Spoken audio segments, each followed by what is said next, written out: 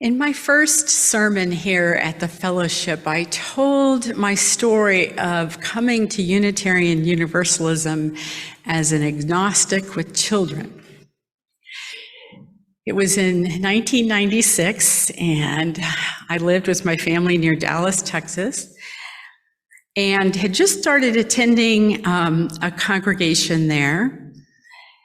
At the time, I knew almost nothing about the unique religion that the Horizon UU Church offered, but I knew it was the place for me the first time I visited.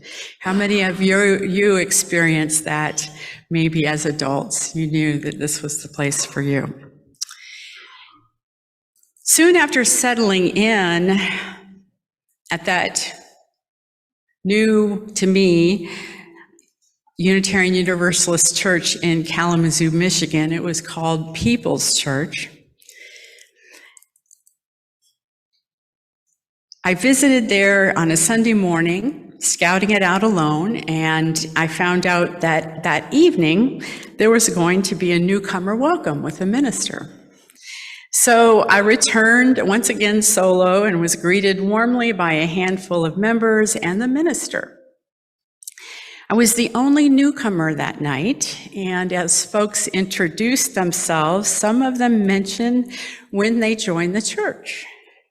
One lady said, spring of 1949. I got married in the church when it was still downtown.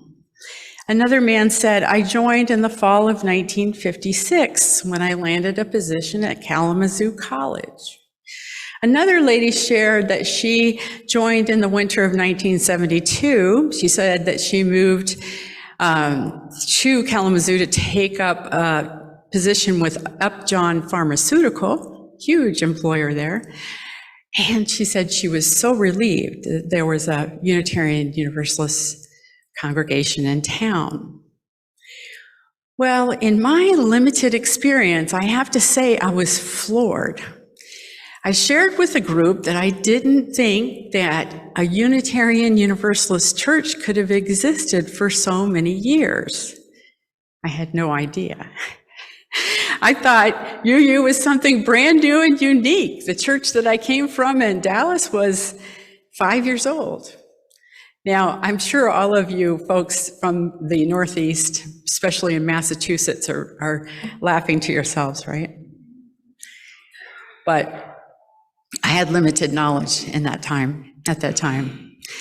And of course, as I said that, the minister smiled knowingly and shared that while People's Church was renamed by the Reverend Carolyn Bartlett Crane in 1892, it came into existence as First Unitarian Church of Kalamazoo in 1855. I couldn't get my head around that. Such a progressive, liberal church having its roots in the 19th century, let alone having its beginnings in America on colonial soil in the 17th century. I learned a lot that night, but it took me many years to fully understand and integrate the extent to which a small group of Puritans who settled in Dedham, Massachusetts in 1637 could shape my newly discovered unique liberal religion.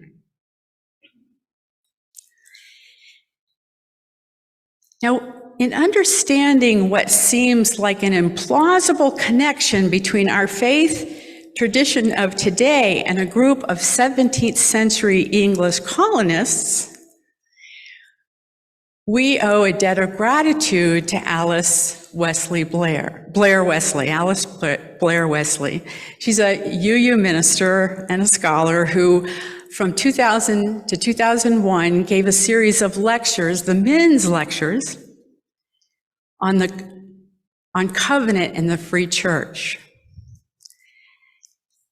She delved into the actual original records of the founding of the Dedham Church in Dedham, Massachusetts, and into the other events leading up to Congregationalism in America.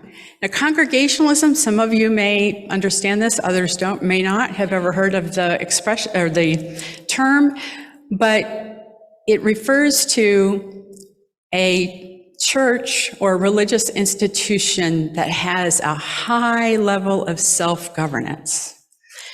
That in Congregationalist institutions, churches, fellowships, congregations, each congregation stands on its own, as does the Unitarian Universalist Fellowship of Boca Raton. Congregationalism was established on colonial soil in America. So there is no denomination. We have an association, a Unitarian Universalist Association, that's a free and voluntary connection with other Unitarian congregations all over the country and forms a what seems like a denomination, but technically it's not. There's no presbytery, there's no hierarchy of clergy. Every UU congregation calls its own minister. These days they do it with a little bit of help, like a dating service or a matchmaking service. But in the end, you choose who your minister is. You're not sent one on high. Now, Wesley, in very good storytelling form, reminds us about how much our present day identity and values have their beginnings in the earnestness of a handful of English Protestants fleeing religious persecution in their homeland. And we know them as the Puritans, but they were actually in their time called the Separatists because they objected to what they thought was an incomplete reform of the Church of England. Remember when Henry VIII wanted a divorce? He basically denounced the Roman Catholic Church and made himself the head of the Anglican Church, but nothing of substance about the structure of that was changed. And so it was very hierarchical, and these separatists, in the wake of the Reformation, felt that Christianity had been corrupted by Roman Catholicism and by extension, the Anglican Church. They thought that church should be like in the letters of Paul in the New Testament. The very early church gathered in small groups in people's homes with no clergy or higher authority. And so they would gather in like manner in their homes or sometimes in places of business, and they would talk about these aspects. They could read. Remember the printed scriptures, the Bible printed was a fairly new thing, but they could read for themselves. And they decided, and in doing so, they were often persecuted. They were heavily fined. Sometimes they were even hanged. So they said, enough of this. They got on board ships headed to New England between 1620 and 1640. And that's what gave rise to us. It's hard to imagine. So Wesley tells about one particular group of settlers in Dedham, Massachusetts in 1637. There were about 30 English families who were granted land and a township. And these families had come from disparate places in Britain, arriving at different times on different ships, and they were strangers to each other in that way but they all happen to share the same separatist stance. And they initially came together to establish the town governance, to parcel the land allotments, construct homes, plant crops, build barns, and livestock pens. And at first, there wouldn't have been a lot of time for socializing. Wesley compares this 17th century Dedham group to modern suburbanites coming together in a neighborhood or small community who may share similarities but are strangers to one another. But at some point they discover they have a common interest. So let's say in starting a UU congregation, right? But before diving into any details about how to proceed, these Dedham folks found it necessary to get acquainted with each other and perhaps share with some depth their religious viewpoints. So Wesley says this is exactly how the Dedham folks went about establishing a church. But for one entire year, before they ever mentioned a word about church or scripture or dogma or creed, they met on Thursday evenings in each other's homes, and in their words, lovingly discussed, consulted, and were further acquainted with each other's spiritual temperament and gifts. Those are almost their exact words, a little less Old Englishy, okay? Anyone who lived in the town could attend, and they set 3 basic rules for discussion. They would decide after the initial meeting that before leaving each meeting, they would decide on a question to discuss for the next week. This is in 1641. So they would decide ahead of time. That way people had time to think about it, right? And to gather their thoughts.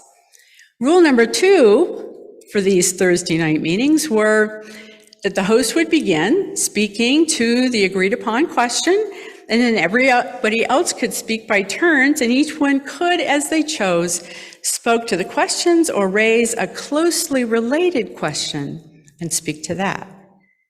They could also state any objections or doubts concerning what others had said, but with humility, you object, rather than being argumentative or contrary.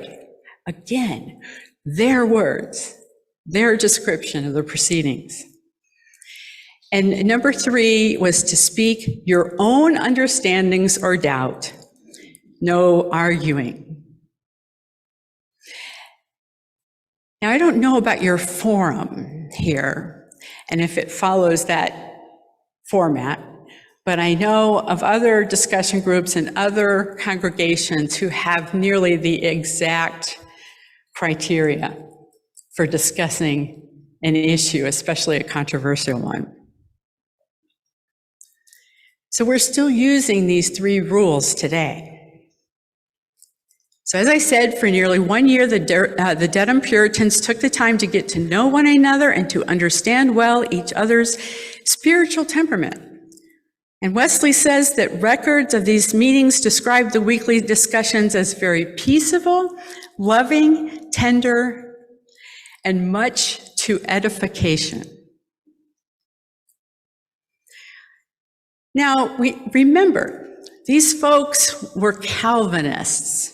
All right, Calvinists were a particularly stern lot who believed that only a certain number of people were chosen from the beginning of time to stand at the side of the deity in heaven forever, and the rest, there was no hope for you.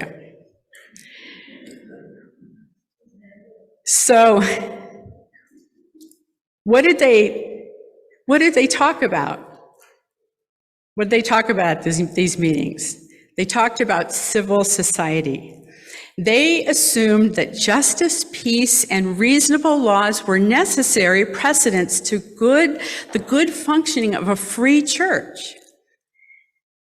There had to be laws to protect their assemblies, because where they came from before, there was no law to protect them in their free discussions, their freedom of speech.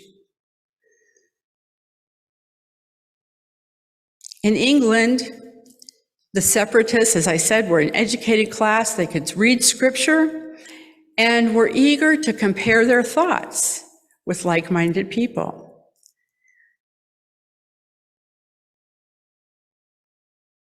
And of course, that made them a significant threat to the Anglican authority. So there they found themselves in the wilds. They called it the New Zion, the true frontier, and their first thought was how to gather peaceably and how to ensure that they would continue to be able to do so.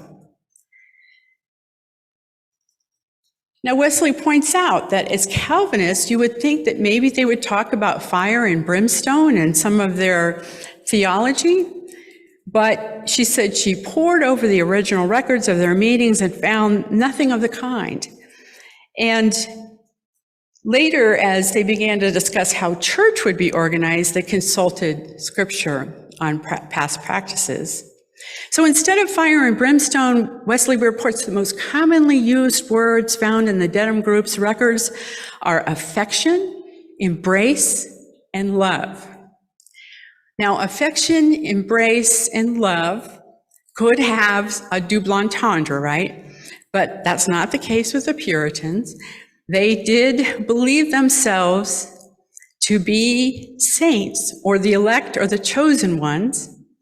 And so for them, when they talked about love, it was a divine love, or a love born of the divine, or you might even think of it today as agape love, like a love for overall, for humankind and for each other.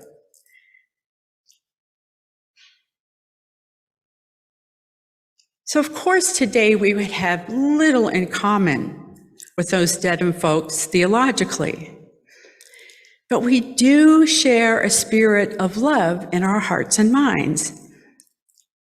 And at the conclusion of many weeks of discussion, they considered that to be members of a free church, you had to be joined in covenant. Now, covenant just simply means promise, but it does have the added quality of being sacred, of being special, and to being religiously loyal in a spirit of love. And the Puritans, who established the Church of Dedham in 1638, proclaimed this quality of being together with these words, still recited today, 400 years later: love is the doctrine of this church, the quest of truth its sacrament, and service its prayer, to dwell together in peace, to seek knowledge and freedom, to serve human need, to the end that all souls shall grow into harmony with the divine. Thus do we covenant with each other and with God. Do those words sound familiar to you?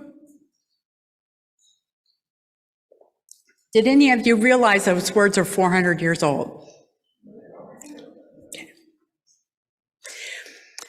So amazingly, and perhaps a bit ironically, by this covenant did we become Unitarians out of the Calvinist roots.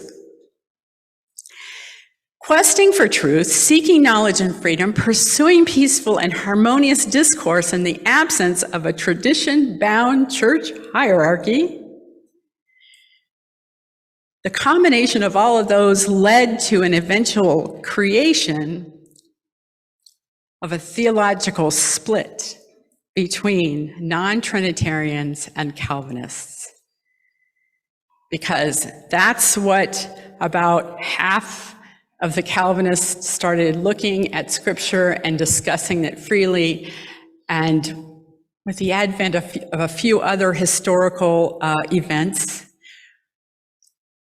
decided that for them, the strict doctrine that came out of Calvinism and the Trinitarian formula was no longer a truth for them, a deep truth that they could abide with. So out of the creation of the Congregationalist Church, actually it's called the Cambridge Platform, but anyway, it's 1648 was the year that came about.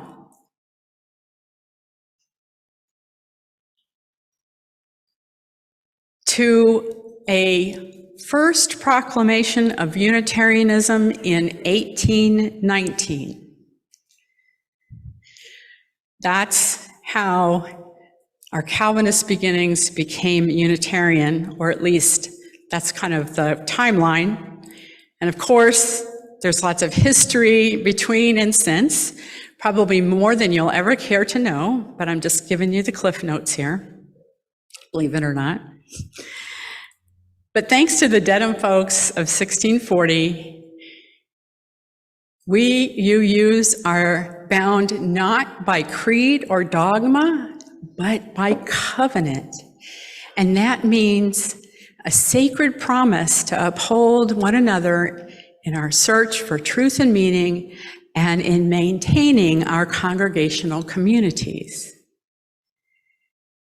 In the wake of this chronicle of our religious forebears, what would I like you to know in your bones as 21st century UU practitioners?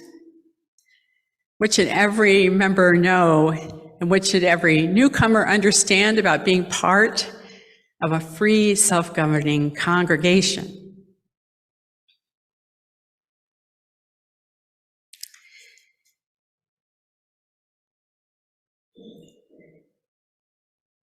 I would love for you to remember that we are almost 400 years old, that in determining how to be in community together, our forebears decided that love was their highest value, despite the fact that they were otherwise part of a very judgmental and exacting theology and doctrine.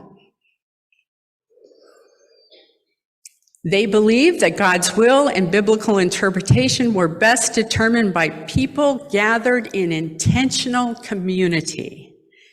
No bishops, no popes, no presbyteries, just the faithful, bound by their promises to one another and by their highest value, which is love.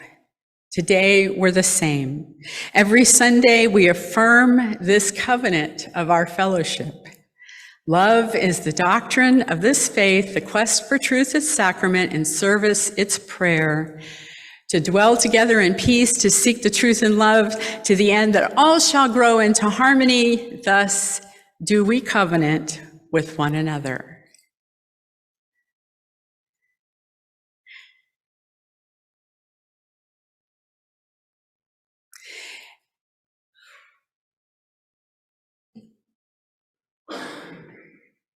I would